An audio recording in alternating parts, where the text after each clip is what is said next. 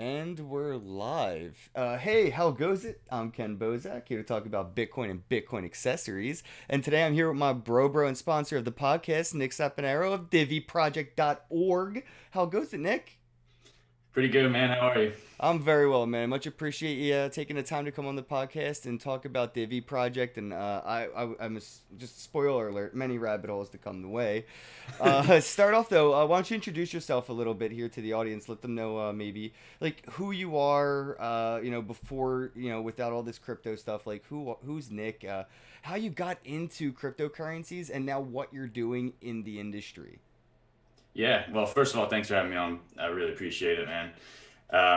Yeah. So before crypto, I can't even. It's hard to remember my life before crypto. Was there life Honestly. before crypto? Yeah. Did I just wake up in this? No, I definitely did have a life prior to this. That's faded long away. But I was a freelance web developer for a long time, and I was DJing professionally, producing music for about 6 years prior to really diving into developing crypto. But of course, had to do something to actually make money while I was doing all that. So Right, right. was doing the freelance gigs for quite a while. Learned how to code. Eventually, got certified in web development from UCSD, and but really, while I was in school, was getting seriously into investing in crypto. So my first investment was maybe 2015, Oh something like wow, that. okay. So you Um, were before the whole mainstream boom of the bull runner. yeah, What yeah. I was mean, it I that appealed to you though about it? Like as an investment, perspective, what was it that really kind of caught your peripheral? Because it's definitely not on anyone's foresight or yeah, forefront. no. I remember a buddy of mine. Actually, like I remember like just getting my license, and a buddy of mine hit me up and said, dude, there's this thing, Bitcoin. It's like $6, but it was like $1 the other day. And I was like, dude, I was like probably 17 at the time. I was like, dude, I have barely enough money to fill my gas tank. I can't think about digital money. This sounds crazy.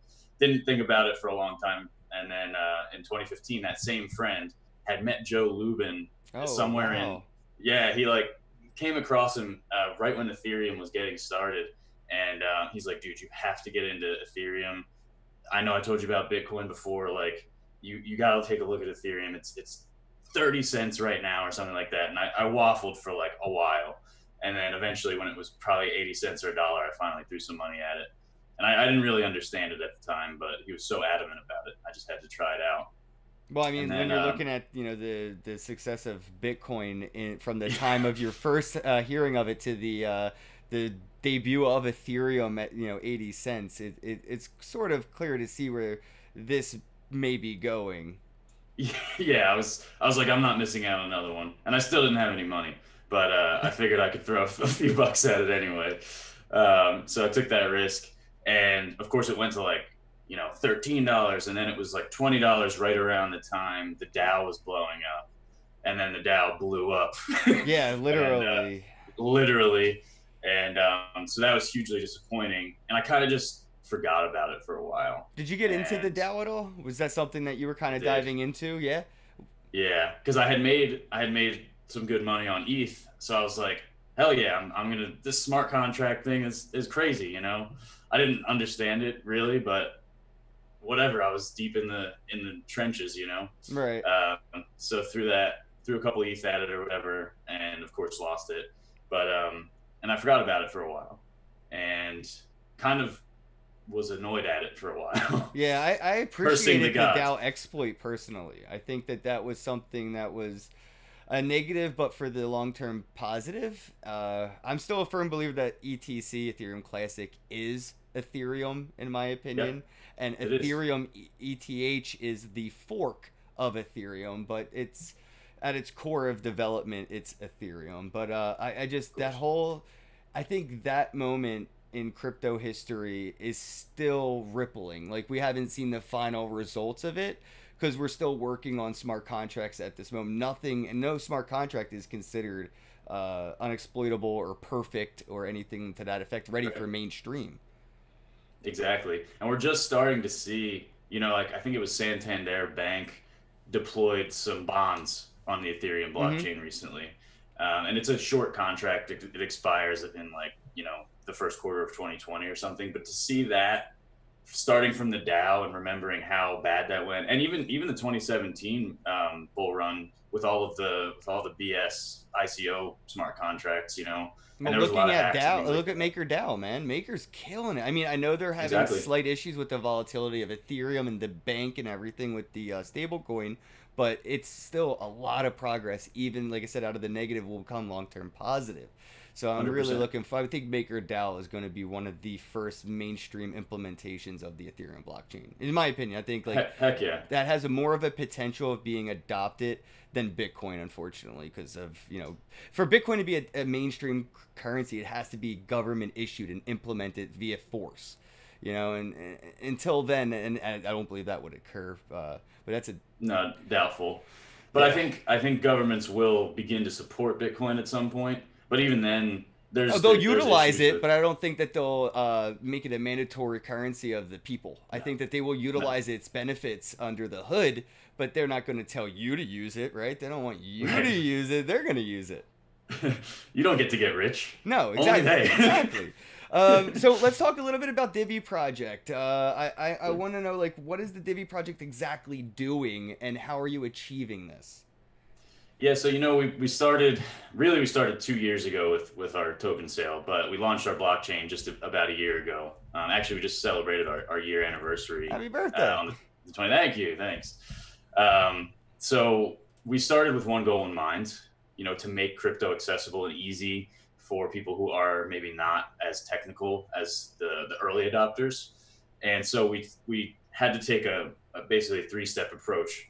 So there's the earnings aspect, the spending aspect, and the storage aspect that all needed to be revised, let's say, from what they are currently or were Well, currently yeah, with a when we basic started. UI UX for people that don't have Exactly. to, read blueprints to operate a wallet. 'Cause that's what I feel like it Exactly. is. It's like you get a lot of these wallets and things, utilities, I would say, in the blockchain industry or ecosystem, and it feels like you got handed Swedish IKEA furniture instructions, and That's you're a good you're dealing analogy. with like a lot of money at sometimes, even if it's not a lot of money now. Looking back at 2010, even if you only had 10 to $100 involved, it's a high risk investment now. Even just if you did nothing but hold on to it, Exactly. it could be a big problem not knowing exactly how to use the platform you're involved in. Yeah, and there are plenty of people that are doing that, just kind of diving in head first without really understanding what they're getting into. But which is okay. I mean, you have to learn somehow. Hopefully, you're not putting your mortgage on the line to learn. But we all start somewhere. But I think that if we can start people with at least something that's more approachable and accessible and maybe familiar, that well, first of all, we'll get more people actually giving it a shot, and the people that are already involved will benefit as well, which is why we started with the earnings aspect of crypto. So if you don't know, we're a Masternode and proof of stake blockchain. Yep, I was going to So we dive into that. So I guess before you sure, dive too much, let's yeah, explain a little bit about what a masternode is, though, and the operation of a masternode in the Divi blockchain. sure, yeah. Basically, to keep it extremely simple, a Masternode is a full copy of the blockchain that's running typically on a cloud server or a Raspberry Pi or some external server that secures and verifies transactions on the blockchain. And as a reward for running that software, you're paid back in crypto, in this case, in Divi. Now, I do want to kind of dive into the controversial aspect of that because it is impossible to have a full copy of the Ethereum blockchain running right now. It's just Right. impossible. It's Is terabytes or something. Yeah, exactly. So you mentioned Raspberry Pi and things like that. Is it possible that the Divi project may be that long of a blockchain in storage size, or how are you working on the problems that Ethereum's having with this? Well, there are some differences that should be noted. First of all, Ethereum, they have smart contracts and a lot more data is going through their blockchain at all times. And it's Yeah, heavily crypto subsidized by kitties. crypto kitties and things like that. So we're not a smart contract blockchain, so to speak. We're more of a transactional blockchain. So we took a look at some of our top competitors like Dash, Pivx, Bitcoin, of course, and we made some modifications to how block times and block sizes work. so that things are compressing over time and keeping the blockchain relatively small. So you can still run a full copy of the blockchain on a 32 gig SD card right now. Yeah, and Which as time we're doing. progresses, we're starting to see terabyte micro SIM SD cards. That's Even. true. So That's true. yeah, But I think if you look at things like Mimblewimble and some other implementations of compression on chain, there definitely are technologies that we can implement if that becomes an issue. But so far, I don't see that as, at least in the short term, becoming a huge problem. I love that the compression algorithms are like things like Mimblewimble and stuff. Like especially because like when I watch Silicon Valley and think and see like Pied Piper and all those people, it's Right. like it's mythological in sense, right? Pied Piper, and so is like Harry Potter's Exactly. mythological with Mimblewimble. So it's just I love that the developers in this industry are so nerdy that they're like they're taking their fan fictionness and bring it into like what is in perpetuity of the future. Like these terminologies will be forever, like it's amazing to see like Right. the beginning stages of what is eventually 100 years from now going to be the history that people are going to look back on and kind of laugh. Like it's funny that it's hilarious. these people, these developers, these not politicians, not presidents, not governors, these developers, these coders are the ones changing the world at a global scale. It's awesome to see that flex. I'm just taken back by it. So I know that the Divi project has more than just the Masternode level for participants to be involved with the blockchain. It also has the role of staking, and I wanted to talk a little bit about that role. Like, what was sort of the process of implementing that, and what is the role for the staking? Yeah, stakers, of course, are the nodes that add actual blocks to the chain, unlike master nodes, which just verify the blocks. So, And the like transactions miners in the blocks. authenticating transactions. Exactly. Except in this case, you don't need any high-end equipment in order to become a staker. You just, instead of using the work or So, the where's my power of your ASIC boost, computer. bro? Right. No ASIC boosts here, which is probably a good thing. Yeah, in the long term, I would say so. I agree. Yeah. It's much more energy efficient. We always talk about energy. Bitcoin is primarily run on renewable energy, so it's not really a selling point necessarily, but it's something to consider anyway. So yeah, like I said, stakers add blocks to the chain, and again, they get paid back in crypto, in this case, Divi, as a reward. And it's really easy. You only need 10,000 Divi to start staking. You just leave your wallet basically open and on, unlocked for staking. That's one And of the interesting yep. aspects that I think a lot of traditional or even institutional investors look for or holding anything really is how does it earn something by me just having it, right? Like Yeah. Bitcoin in a sense doesn't really have this aspect. It does, I guess, with forks, but you're getting stuck with a lot of shit that's going to cost you something just to move it and transact it. It's to me, it's not really a dividend as like a lot of people would consider these forks, but when you're looking at institutional investors and they see these roles for these cryptocurrencies, I think this is exactly what they're looking for. Ways that participating is also an incentive to keep earning, which a lot of people would say would either take profit from that or just reinvest to earn more off of the hodl. So your model is get paid to hodl. That's right.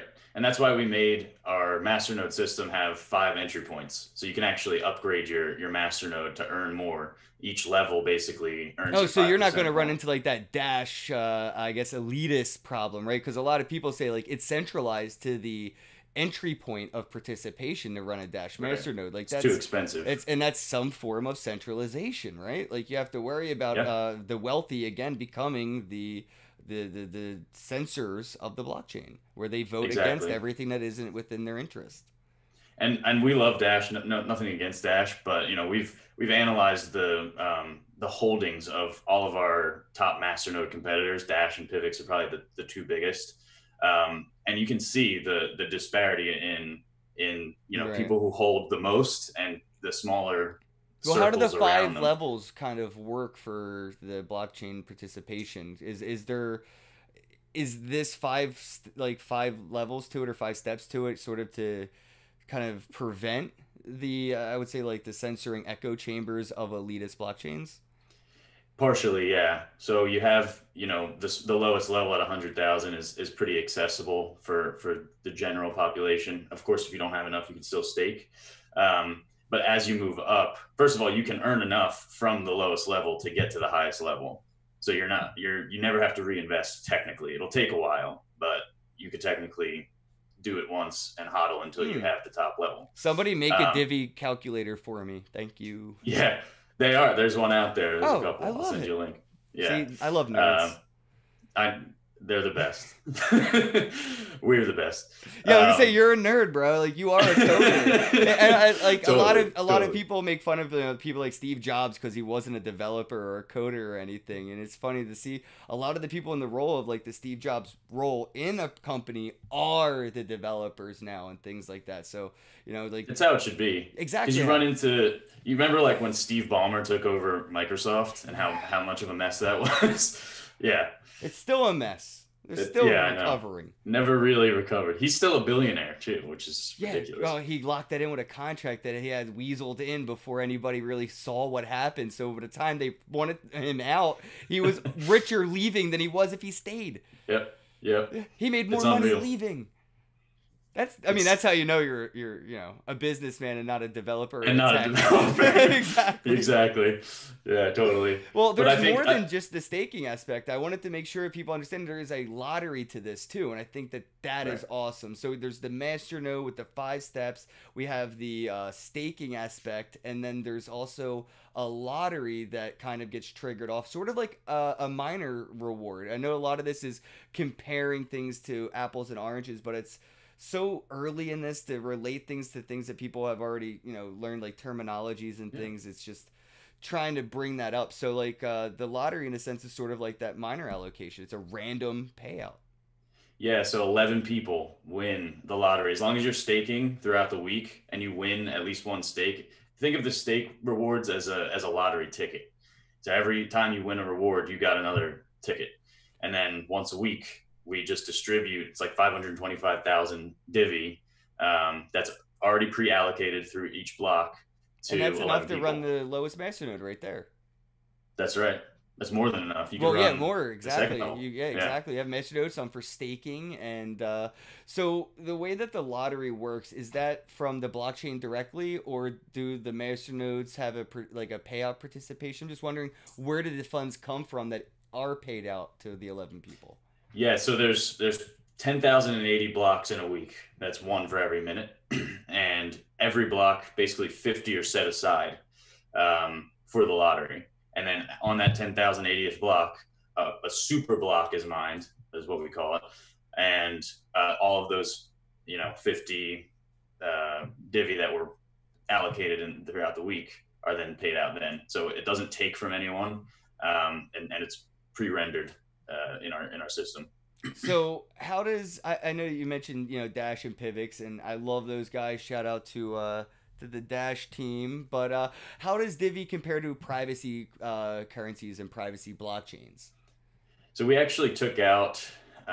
We were initially a fork of Pivx, so we took out their ZPiv thing that kind of grants privacy to their users. But also has caused them quite a few issues. Mm-hmm.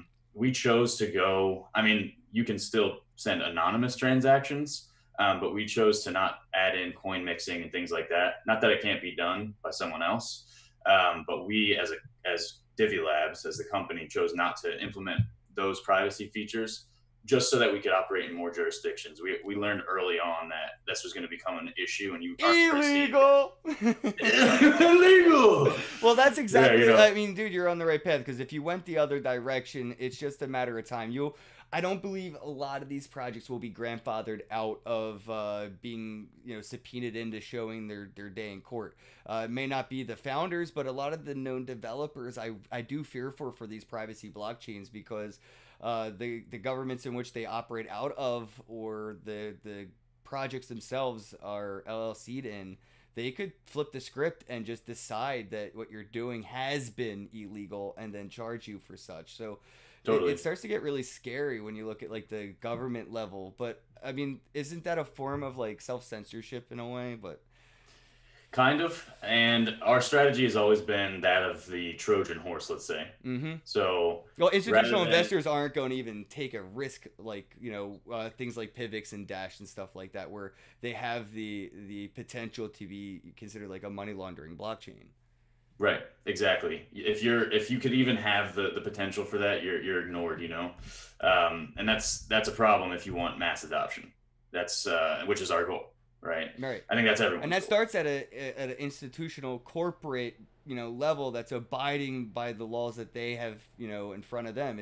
And that's why I do worry about things like, Dash. I love Dash, but I just don't see institutional investors being really stimulated by the financial woes that may be coming their way. Maybe the cartel and the mafia may love Dash, and that's great. Maybe that's all they need. That's the market cap.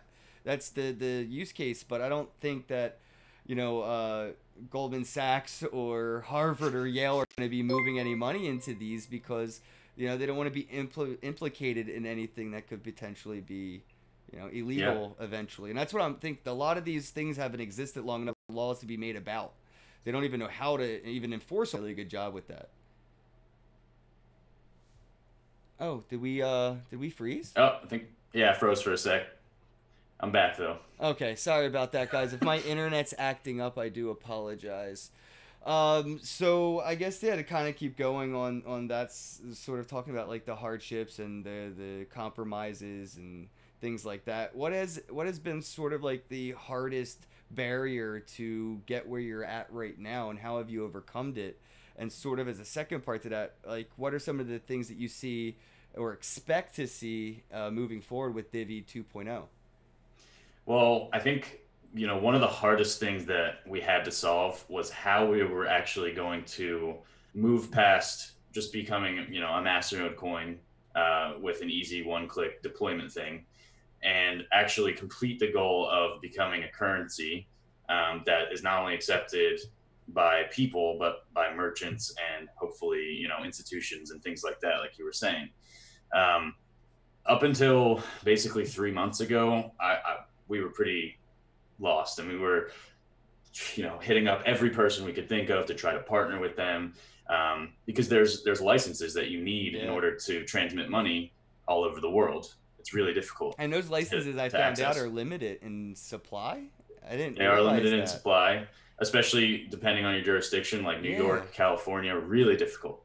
But like I said, about 3 months ago, we had the opportunity to acquire a majority stake in a remittances company in Costa Rica, which has all of the money transmitter licenses that Oh, we would okay. need. Nice.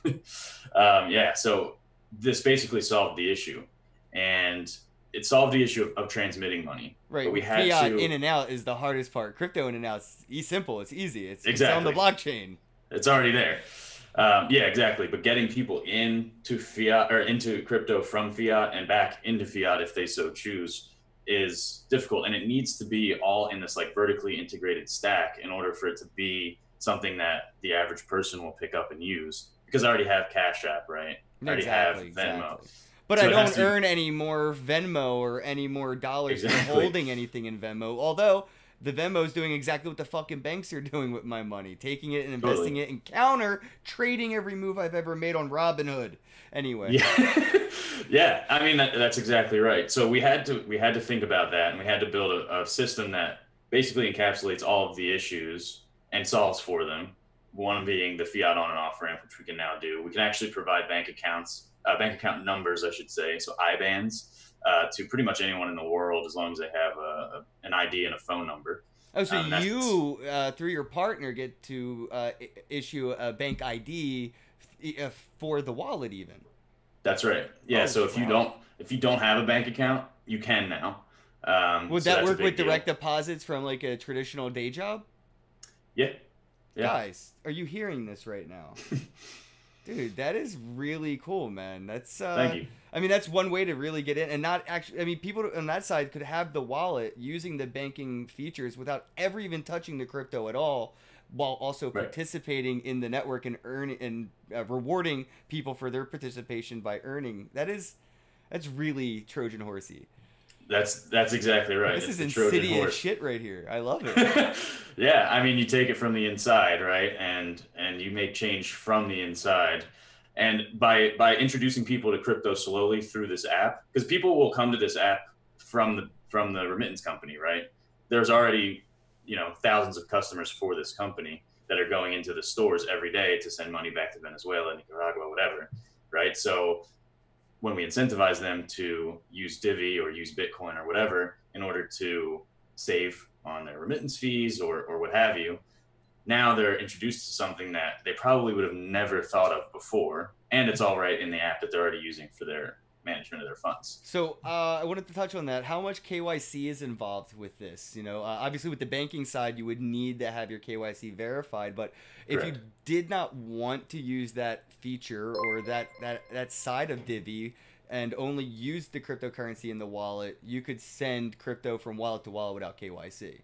Yeah, currently the FATF does not require wallets to perform KYC on their customers. Exchanges, so if you wanted to, like, we'll have an in-app exchange for the fiat on and off ramp, that would require an ID. Is but that through a partnership as well?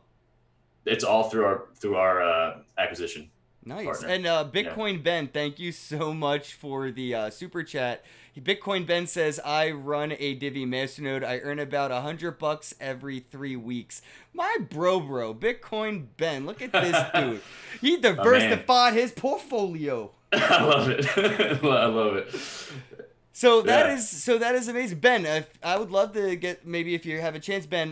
What exactly level of Masternode are you running to earn the $100 every 3 weeks? There's the 5 levels. I'm just curious, what is the amount of Divi you're holding in your Masternode, and do you have a separate account for just staking some? And have you ever won the lottery, Ben? Oh my God, I love this. All right, so that is so cool. So yeah, I guess to keep on going on that. Sorry, I got sidetracked. I was just really excited to see he earns $100 every 3 weeks. That's amazing.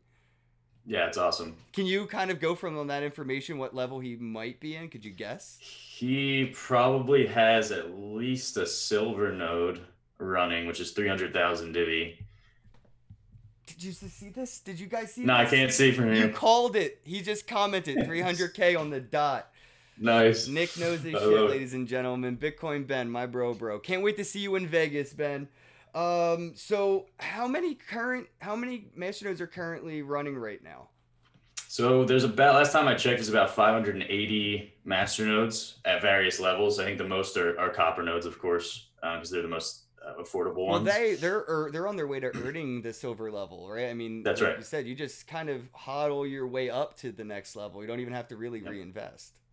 Exactly. And we find that, people really do hodl and try to get to the next level. If you look at the order books on any of the exchanges, there's not much for sale, maybe, $1 million or so for sale. What's that in USD, the 300K level? 300K. I haven't checked the price today, but it's probably like $2,500.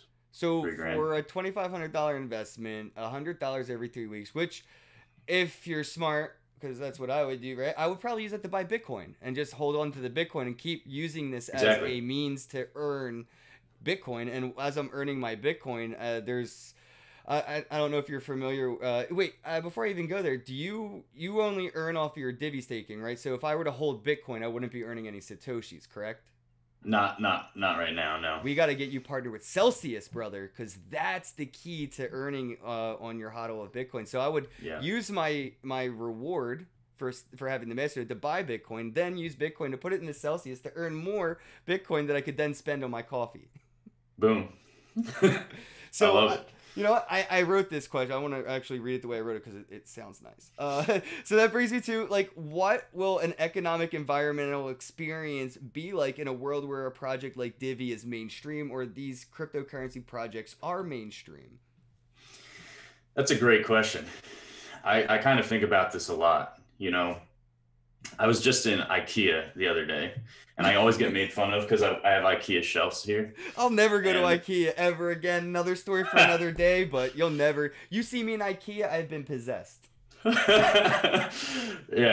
My girlfriend, she loves IKEA, so we're always getting stuff, right? People love IKEA. Be careful. I know. It's like, I just don't trust IKEA. So wait, all right. So you're in IKEA. So I'm in IKEA and we're returning something, right? And I'm in this massacre of a line, and there's just, we have to take a number and do this and that, and I'm like, how on earth would any blockchain maintain and manage just the return side of this one store, let alone all of the transactions that are going on in the main store, let alone the Costco that's across the street, and then all of the other Costcos and IKEAs around the entire world? How do we get to a point where the economy is sustained on a blockchain from that perspective? I think about this a lot, and I think I don't really have the perfect answer for it. A lot of people would say, "Oh, Lightning Network," but even that has problems with like rebalancing and in and out of channels and things like that. And we're working on a white paper right now that's opened my eyes to a lot of those issues. But I think Lightning is as a positive as much as it is a negative, in my opinion. Yeah, it has but the opportunity to go either way, and that's why. And you'll only ever hear me say this. I'm kind of grateful that Roger Ver did go with BCH Bitcoin Cash, just in case this whole SegWit Lightning shit kind of hits a proverbial blockchain fan. Yeah, it's definitely, and it's something that people really don't talk about very much. So I appreciate this question. Because it's multifaceted, right? In order for the economy, or in order for the entire economy to work with crypto or with blockchain, first of all, we have to stop accepting fiat. Yeah. That's step one. Yep. So at your job, they probably won't, but ask to be paid in Bitcoin or ETH or whatever. Some stable coin, most likely. Fed now. Yeah, exactly. At the very least, pay me and die. So that's step one. You just really commit to not having a fiat income. I could do that with Divi. I could just have my direct deposit go in and get Bitcoin or Divi or whatever. Exactly. And we're even talking about doing, auto investing and things like that. Yeah, that's really amazing. People need that because they're lazy. The average person is so lazy. And it's hard to actually make, like, even just saving, even just putting money in your savings account is sometimes hard. The actual action of making yourself do it is sometimes the thing that stops you from doing it. Seeing it too messes me up, man. If I see like that water jug start to fill it with change, I just get curious how much is in it. Then I count it, and then I'm just like, oh, I could do so much with all this now, and it just I ruin it. Yeah, exactly. Exactly. So okay, let's just assume everybody has now committed to only accepting cryptocurrency. The second step is scalability, and that's the difficulty, right? That's where everyone's at right now, honestly. Exactly. And you do have solutions out there, but do we have a fully decentralized one? Maybe not yet. Not one that competes with Visa. That's where we're looking. Not one that, exactly. Swift code that the banks use, Visa, things like that. That's the comparison. But I think we're on our way. So like I said in the beginning with Divi, we chose to make our block times shorter and our block sizes larger. And now you have, like we said, things like Mimblewimble that compress blockchains. You have things like Lightning, which, while imperfect, do scale blockchains to some degree. So as we move forward, I think that's our huge roadblock right now. It's our chasm, if you will, that we need to cross. Because I talk to a lot of people about cryptocurrency, and very few of them care about the fact that the bank holds their money and it's not really theirs. Right. Even though they should. I do, right? You do. But I think the bottom line is it's just not a selling proposition for the majority of the world. So it has to be equivalent or better than what they're already using. It has to compete at a convenience level, really. It's Correct. Not anything more than that when it comes to the mainstream. That's what Correct. Mainstream really is. It's no more inconvenient than the competition at hand. And that's why Netflix won and piracy is losing, because paying $5 a month is a hell of a lot more convenient than going out of your way, maybe getting a virus or a letter in the mail for pirating a movie, when you could just pay $5 a month. And, It's an interesting way to see things go in that direction, when it was really headed in the other convenience factor, where a movie was $30 for just one movie. Well, now I can just pirate it. Exactly. And it's not half the time the movie sucks, so why am I going to spend $15-$30 It's always awkward going up to the teller and being like, hey, can I get my money back for that Avengers movie? Yeah, it was just like the last one. I don't know. Exactly. Yeah. So again, yeah, we need our Netflix moment basically. And there are a lot of companies and projects that are working towards it. And Ours that will included. be an open source solution, I believe. There may be multiple solutions that will be cherry picked into being hybrid into the solution, is what I'm looking at. A lot of these Yeah. projects are open source. A lot of the developers are cross pollinated. Right now, there's 9 jobs for every one blockchain developer. So a lot of these Yeah. developers are working in sort of a collab experience, right? Where they're working with Yeah. this project and that project and that project, and kind of finding a lot of solutions that they can cross pollinate over to kind of make their jobs easier here and there. And this common problem will have a multitude of solutions come to a common solution, I believe. And it will be given in that same sense as Bitcoin's white paper by Satoshi. I think what really is going to beget this is we're still waiting for a true decentralized exchange, something that is Yeah. as comparable as Bitcoin is decentralized money to X being decentralized exchange. It's really difficult, especially with with the FATF guidance that keeps coming out. That is, and I making things more believe, up difficult. to everybody though to conform or to agree to abide by. Prohibition has been one on the side of the suppressed for so many times in a row that I believe we're being suppressed financially to the point people will revolt, and there will be a Agreed. financial prohibition that will be in play. Like right now, I think that we're not calling it. It's not called it, but I bet many years from now, people will look back and consider this the moment of Bitcoin prohibition. People Yeah. are in an economic prohibited revolt, and it's up to the mom and pop shops to really say, well, screw this, and go against that, and sort of start with, hey, we're not going to accept fiat, we're not going to pay our employees in fiat, and we're just Exactly. going to do it. And if those numbers are so high, it will reach those of alcohol and cannabis, X, Y, and Z, that have where the subdued people that have had to overcome those will win again. We've done it time and time. And right now, a lot Yep. of these mom and pop shops are pushed into the corner by Amazon, Walmart, and it's fight or die. And a lot of these small mom and pop shops aren't ready to die. We're seeing a I lot would of hate to we're in the be. biggest moment of entrepreneurship in the history of ever. Oh yeah, it's Ever. huge right now. Nobody And I would wants hate to to have be a an small associate. business. Nobody wants to be an employee. Everybody wants to be the CEO. Everybody wants to be on Shark It's true. Tank. That's right. Shark Tank is probably a big reason for this boom, but also just the fact that I think our generation especially, everything that we were told growing up was like the right thing to do has turned out not to be. Like and obviously The it blueprints does of failure, my friends. exactly. I mean, obviously things work out for a lot of people. The traditional path of go to school, get a job, get a Yeah, dog, but they don't before you have a kid and all that. associate that to the 0.01% of luck. Exactly. How many people And now don't get we're a job for the degrees they got? and half the time you get out of college and that job's obsolete anyway. And By especially 5 years. exactly, especially the young generation, like the generation after us, the level of automation that will exist when they're out of college, it will eliminate a majority of the things that they're studying, Yeah, and you know right? what's funny? A lot of those borders to entry don't exist in this industry where you'll go to get a job at a bank or something and they'll say you need to have at least 7 years experience with Swift. Well, Swift's only been around for 4 years or whatever. So it's like, Right. how the hell do you do this? And it's Yeah, who's if you making have these 2 months of guidelines? blockchain experience, you're in with the project because that's how dire it is. Like I said, for every one developer, there's 9 jobs. So the incentive is so there where a lot of these kids and like you said, the millennials now are kind of incentivized to go against what they've been told to do their whole lives and learn more from fucking YouTube than they do from Yale. Totally.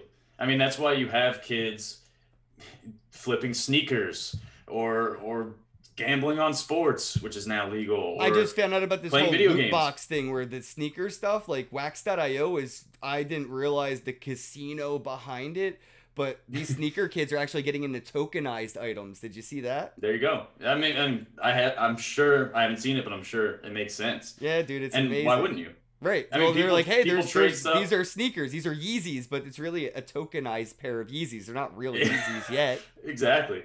And why not abstract it to that level? I mean, people go crazy over Fortnite dollars or whatever they're called. And in-game items and things like that. I mean, people are spending on average $70 a month on online on random stuff that doesn't even exist in real life.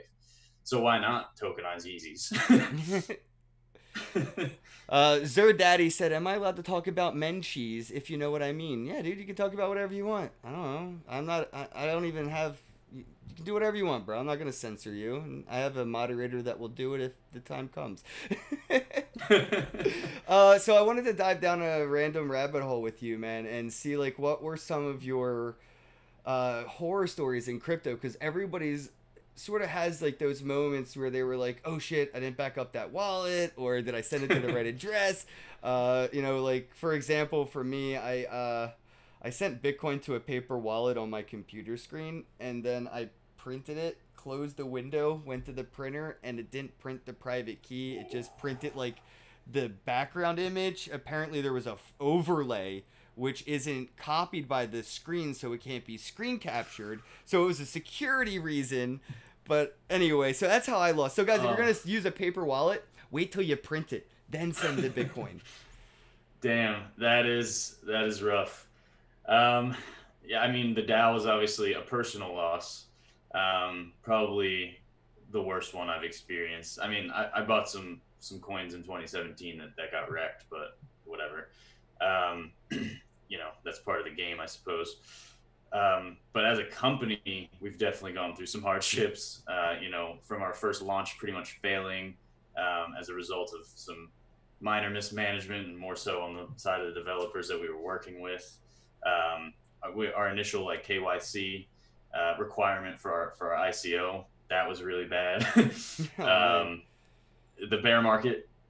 How did the ICO go, though? Let's talk about that a little bit. How did the ICO go with the issues even? How does that stand as far as today?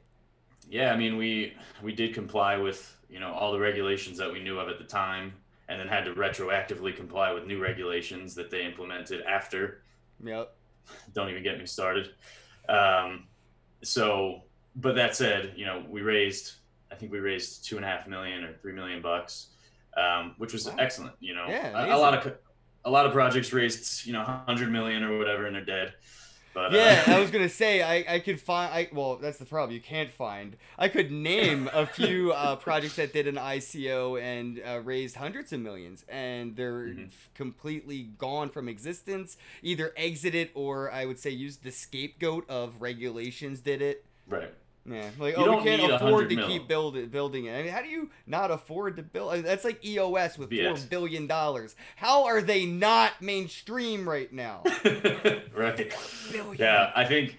Well, first of all, is money mismanagement. You know, those ICOs that raised hundreds of millions or tens of millions of dollars didn't sell when ETH was $1,200. And that, I think, is a great and a good thing, and also a stupid thing. I mean, you didn't do business stuff with your business money. But it's also like, good on you, bro. Respect. Fuck fiat. Yeah, exactly. Like, but they're stable coins. That's the hard part. It's like, because you don't have to sell out of crypto. You can go into Tether. Well, it's also self invested, right? Artificial investing value, where like the company wants to keep that in the market cap for the artificial evaluation, right? It's like a lot of small businesses will buy their own stocks at a higher price before they go get an evaluation for a loan or anything. Right, exactly. But it's not actually the greatest strategy, especially when the assets are volatile. Yeah. So, well, yeah, they do that on their... And that's something that hasn't been introduced into institutional, I would say, investing, right? They're not used to the volatility of it because you can't really buy a tenth of a stock.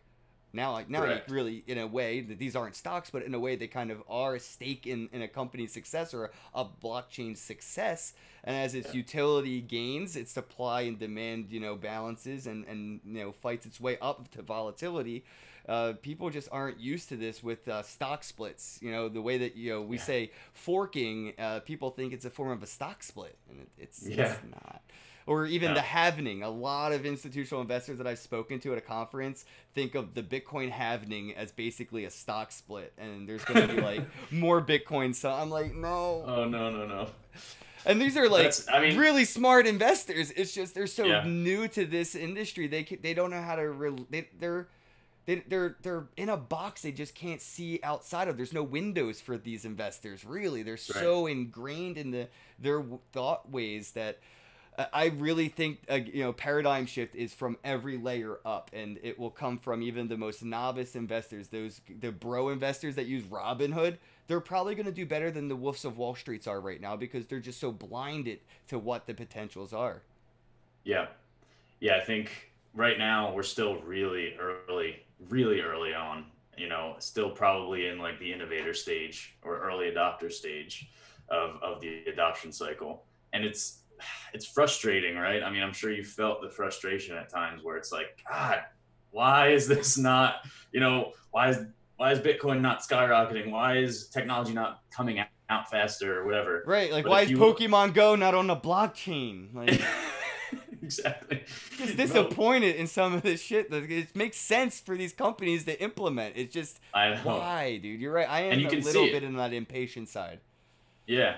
But if I usually try to look back at things like Steve Jobs, some of his initial conferences that he did for Apple, where he had, the nerdiest guys ever coming up and asking questions, the same questions we're asking each other of, how do we get it out of this sort of nerdy for devs, by devs world into the hands of other people? Because in the beginning, what was a computer really for? It was like basically a $2,000 calculator Yeah, Linux and was word perfect processor. as far as fucking developers gave a shit. Linux was fine.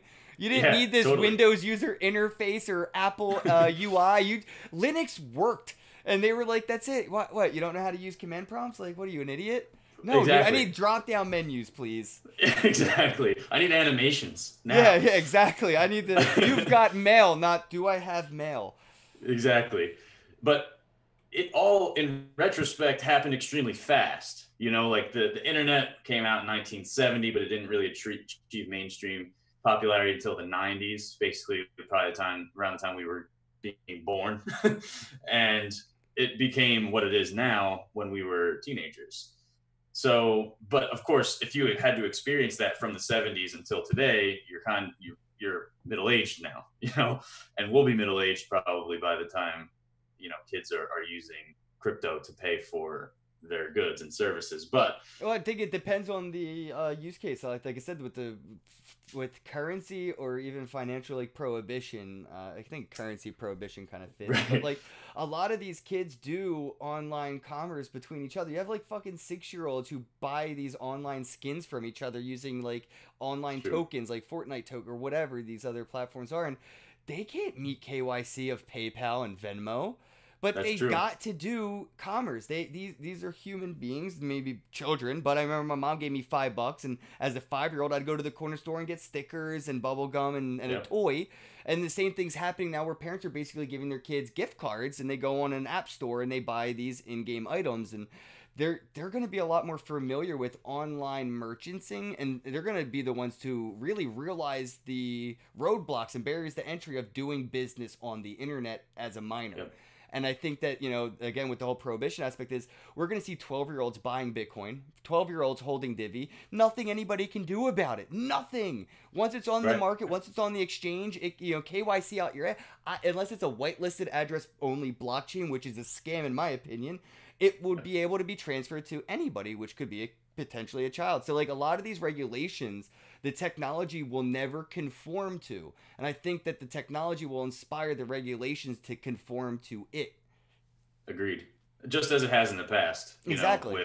with any major We're at movement of exponential technology. curve prohibition, though. I think this will happen a lot more rapid, a lot more quick, because of again the implications of children investing. I mean, we're gonna see the world's first minor billionaire. Like one of these Totally. kids out there is gonna have the dopest collection of crypto kitties, like Pokemon cards, and that's It's it's true. gonna be something unheard of where the parents didn't know that this kid's been doing $100,000 non fungible token transactions for the past 2 years. Yeah. What is the She IRS thinks going she's to do playing about that? Pokemon online. Like, these kids are going to play Gods Unchained, Steam Monsters, My Ethereum, all these blockchain games that are just going to actually accidentally make them a lot of money, which is also going to make them criminals for doing money remittance online without KYC.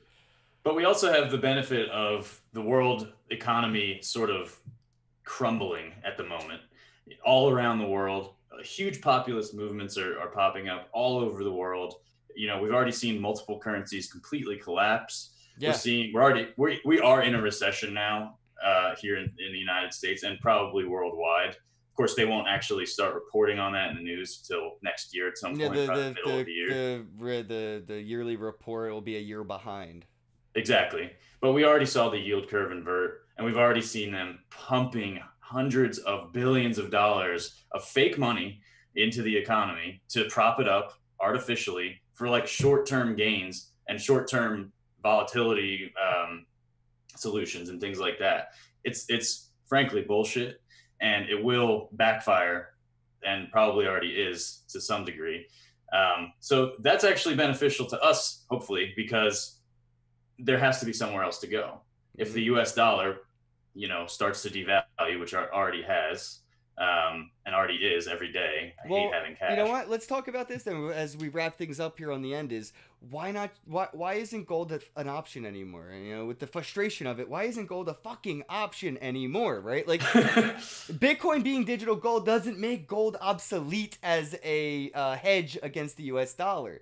So I'm just wondering, like, again, devil's advocate. I don't want to be my own fanboy of Bitcoin or whatever. So I'm going to take the role of the opposite here and be like, why isn't gold an option anymore? Why does it have to be a cryptocurrency? I feel like a lot of Bitcoiners forget that the hedge against the US dollar is gold. Yeah, I think gold, traditionally gold will also fall as the recession starts, but then starts to reverse, correlate to it. So it's definitely an option. But we should be looking at everything. We should be looking at art. We should be looking at, all sorts of assets. Real estate, number one. Yeah. Wait until the crash, of course. But yeah. No, exactly. Give it like 2-3 more years and then get some real estate, guys, because it's all hyper-inflated value right now. Nobody can afford this shit. Nobody, dude. Up in San Francisco, you can't even live alone in San Francisco anymore. It's ridiculous. God, and everybody's leaving. I have to share a place with my brother because it's ridiculous just to have a decent place. Yeah, totally. I mean, I don't know very many people who don't have roommates that are our age. And even that aren't living paycheck to paycheck, right? Like, that's the real problem. Sacrificing, the potential to save for the social acceptable convenience of where you live. Like, sharing living quarters is common around the world, except here really in the US, where mainstream media kind of perpetuates the lower classness of doing that, really. But it's how you get to the upper class is by living by means lower than your income, right? Live beneath your means to achieve your dreams. But then people be like, oh, you're not wearing the new Nikes? Oh, you must be poor. Like, no, I have money in the bank. Oh my God, should I go buy shoes to reflect the money I had in the bank? It's bullshit, man. And it's because the only thing that this country exports is one thing: debt. And the more that they can put you in, the more secured the economy. Well, it's mandatory through the petrodollar, through the United Nations, and the backing of oil. We literally have cornered the market on debt. We own debt. Yeah. That's it. It's crazy. It's interesting to think that we're almost, 23 or $24 trillion in debt to the World Bank that we are. So the more debt, the more money we can make. It's a travesty. And it will come to pass. Yeah, a lot of these governments, I think, are already experimenting with, with this whole currency prohibition thing. They're deciding to go against and start to do transactions in oil with other currencies. And Bitcoin and oil has done already a few currency transactions with other governments. I remember there was this freight block or something like that was doing cargo shipments using IoT devices and blockchain smart contracts to save I think 11 months worth of profit in 1 month's worth of utility. So instead of using traditional means to ship cargo around the world, they were using this, and a lot of the middlemen there's so many middlemen in shipping that were cut out that it ended up saving the company so much money. And it's sort of inspiring a lot of the IoT blockchain things to kind of pop up. And that's where I think a lot of this is going to start. It's going to start with this, not so blunt in your face utility, but a lot of the your meat truck may have an IoT device that runs on a blockchain, and very subtle adoptions that because it's too disruptive. I mean, what you're doing even with Divi Project is just really disruptive, which is basically another way of saying I'm making more enemies than friends. Yeah, exactly. But we can't progress without making some enemies, I think. So I think we're Yeah. all on the right track. Yeah, I'm excited to see right where it now, the goes. more enemies, the probably the better you're going to do in the future. Unfortunately, it's going to take a little bit longer, but I say stick with the grain of the prohibition. Don't really conform as much as conform as much as you have to, and like you're doing with Divi, break the mold from the inside with the Trojan aspect, because right now you have to make them feel like it's still their game, right? Like the government, Exactly. needs to feel like they're still in charge, or they're gonna start, like I saw in China. Just read an article today. There was a law that China just passed that you're not allowed to wear a mask anymore in public. And Really? yeah, and everybody in China, well, not everybody, but a fucking, oh my god, dude, there's so many people protested out in the streets wearing masks, and the police, it turned into a crazy riot. And I think that the government forgets that those police have family in the crowd. When they go home from work, they realize their coworker John beat the shit out of their cousin Jim, and Yeah. vice Yeah. versa. You know what I mean? A lot of these, so a lot of it's going to come from, again, that inside out factor, where a lot of these politicians, governors down the line are going to realize that they're being lobbied to by these corporations and banks to fuck over their own relatives down that line, their friends, and it starts to get more personal. And I think that's where we're at right now, even with social media and a lot of these things kind of bridging those gaps between poverty levels, where like the lower class, middle class, high class have always had these unbreakable fourth wall barriers that are they're Yeah. barriers that are now fourth walls being broken by social media, where you can kind of see how your politicians are living on fucking vacation when they have an entire beach to themselves, right? And Yeah. Not people. quite a public servant. No, exactly. More like a public shit. I don't even know what the nothing. It's nothing to do with public. It's all very No, selfish, right? A lot of this is very totally. selfish. Self There's needs. no true altruism in this world, you know. And that's what I think blockchain incentivizes the most. Because if you're the only one who has all the Bitcoin, it ain't worth nothing. Exactly. Nothing. And that's why I We think don't that need we don't need altruism with Bitcoin. it doesn't work. It's not It's built. profitable.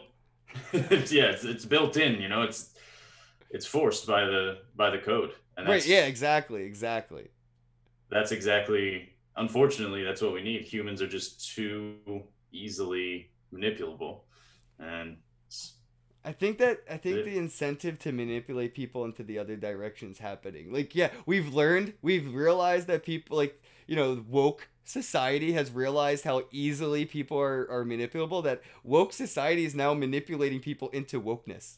exactly. Disguising documentaries as like fucking action movies and shit with Totally. like Easter egg bombs that people were like just getting woke by, and they're not even realizing it. So like even when it comes to crypto, I think like with things like Divi Project, like even the aspect of like, oh, you could use it as a bank for direct deposit. Oh, and there's also this aspect of if you were to just hold a little bit of value here, you could earn value that then you can stake and earn more value. And it's just Yeah. that Trojan wokeness that that we're at that moment of happening. It's just we're starting to use the game against the the refs that are playing it. I guess to Yeah. wrap things up, is there anything that we wanted to talk about before we go?